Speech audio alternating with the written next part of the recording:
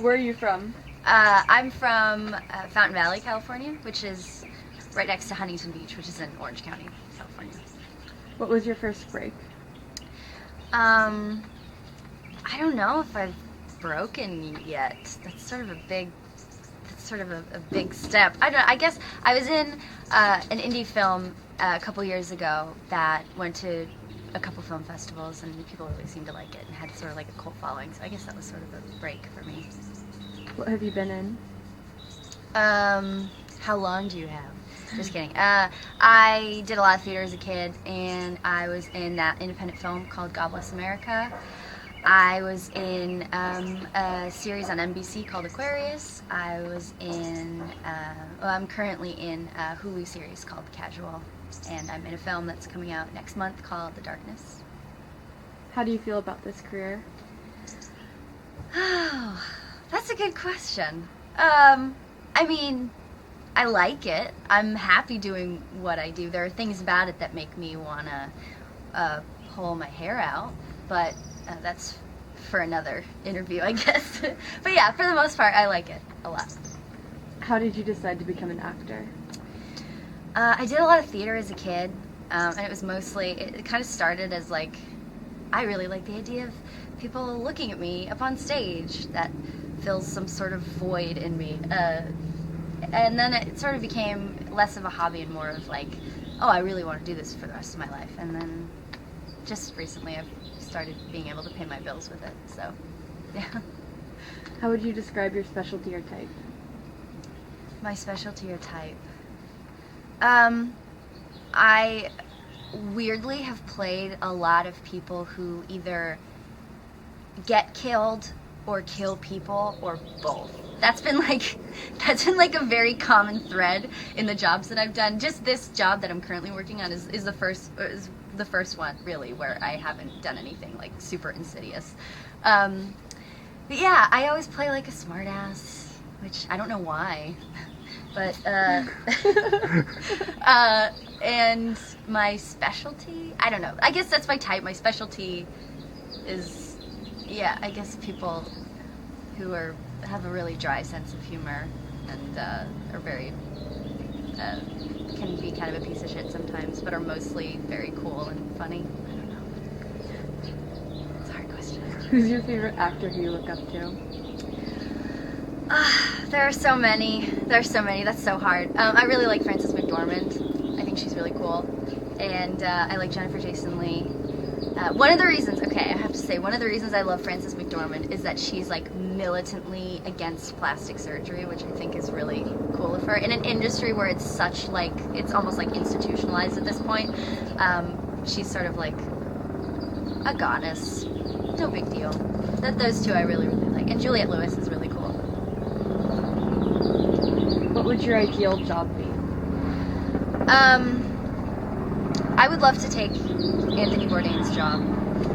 I would like to travel around the world eating food and drinking alcohol on CNN's time. Or I'd like to be a DP. That would be really cool to be a cinematographer. I'd have to go back to film. I would have to go to film school in the first place, but I wouldn't mind doing that, I don't think. That would be pretty cool. Do you consider yourself to be lucky? Yes, very much so. I mean, everybody says there's like success that I've experienced comes from luck plus preparation and talent, whatever. I think I'm a white person in the entertainment industry, which is lucky if we're being real here. I grew up in a nice community. I had parents who were there and present in my life, so I feel like, yeah, I'm lucky, yeah, for the most part. Would you rather have a car or a diploma? A car. I'm sorry, I'm terrible. Am I terrible? I'm terrible.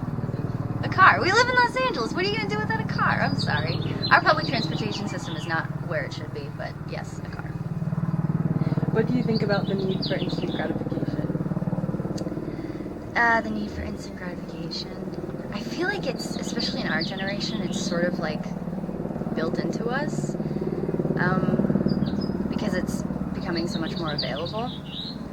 But I feel like it's just one of those human things that everybody goes through, and I feel like if you're self-aware and acknowledge the fact that sometimes people can be greedy, impatient people, then maybe it's not so bad, because at least you're acknowledging it and you're aware of it. I don't know. That's a really tough question, because I don't want to be a hypocrite and say it's terrible and people should stop, because I need instant gratification as well. How do you feel about how interconnected the world is becoming? I think it's amazing, and I think it's also potentially terrible. Just because, I mean, it is really incredible that we're able to connect with one another all across the globe in a matter of seconds. That's a huge advancement that's been made. But there is a sense of the further you lean into that kind of technology, the less connected you are on like an intimate personal level with people, and you can't have conversations with people and look them in the eyes.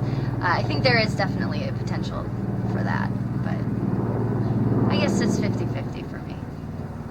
What does the future look like to you? The future looks... Have you ever seen WALL-E? Just kidding. It doesn't look like WALL-E. Or maybe it does. I don't know. It's a very tough question. It's very blurry so far. I mean, like, our current political system, at least in this country, has gone to shit. And, like, women are losing their access to reproductive health care, and there's crazy police violence. But there's also, I don't know, our generation, people complain about millennials, that they're lazy and entitled, but we may not have the work ethic that our parents' generation had, but I feel like there could be some creators and innovators among us that will, that will help us along and do good things for our reputation, because right now it's kind of in the toilet. But yeah, blurry, very blurry, confusing. It's a hard question. How do you feel about having children? I don't know. It's too early to tell. I like the idea of it. I can physically have children. I know that. I don't know if I will be ever emotionally ready to have children or mentally ready to have children. I like the idea of adopting.